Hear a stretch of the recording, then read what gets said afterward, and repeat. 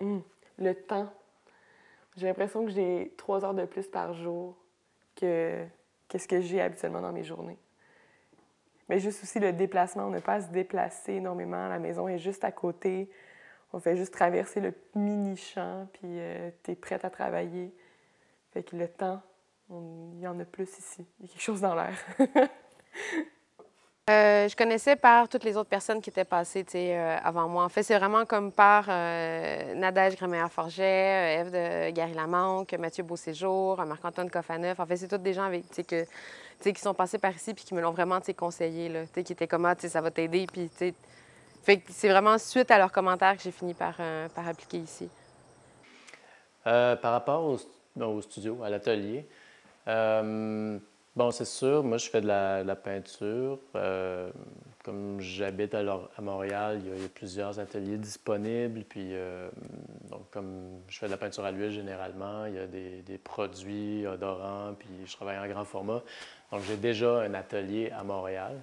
Et donc, avoir un atelier, c'est pas nouveau pour moi, évidemment. Sauf que de changer d'atelier, c'est une nouvelle dynamique qui embarque. Faut tout reconfigurer, repenser. Je travaille sur papier, donc je travaille pas à l'huile. Donc, c'est comme si ça changeait un petit peu le mode de réflexion. Puis, en ce sens-là, je pense que c'est bon. J'ai pas fait énormément de résidences. J'en ai fait une à Chicoutimi, au Lobe. Et l'atelier, c'était la galerie au complet. C'était pas un projet de peinture, c'est un projet de performance. Donc, c'est vraiment très différent. Je ne peux pas vraiment comparer. Je ne peux pas dire qu'un est mieux que l'autre. Mais ici, c'est sûr qu'ici aussi, avec la nature qui est très différente aussi de la Montréal. Tu sais, à Montréal, tu vas te chercher un café, mais tu ne vas pas marcher sur le bord du fleuve ou courir dans la forêt. Tu sais, donc, il y a les ateliers, mais aussi l'environnement là, qui est assez stimulant. I have to admit, I mean, I was thinking about wood carving from what I know in the European sense of the word, because there's a huge tradition, a long tradition in Germany and in the UK, of course, and things I saw in Italy when I was there in a residency before.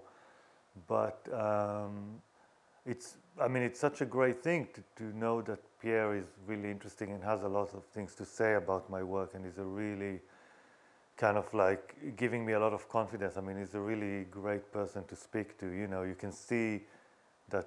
I mean, I didn't know it until I came here, like the first few days where he took me around to show me his private museum of all the little sculptures that people in the village did in the 50s or 40s, or and his family, and obviously the museum and all that. So, yeah, definitely, that's really seems to make everything even more important. Like there's a link.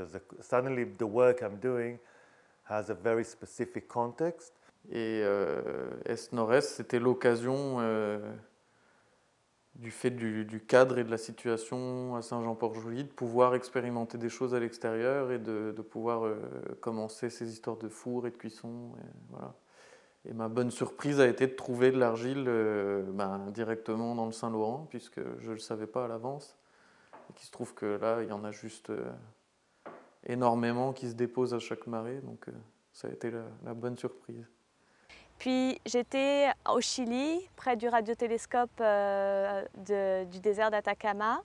Et j'ai pas pu y aller parce qu'il faut avoir une formation très spécialisée, il faut avoir des bouteilles d'oxygène, c'est à plus de 5000 mètres d'altitude.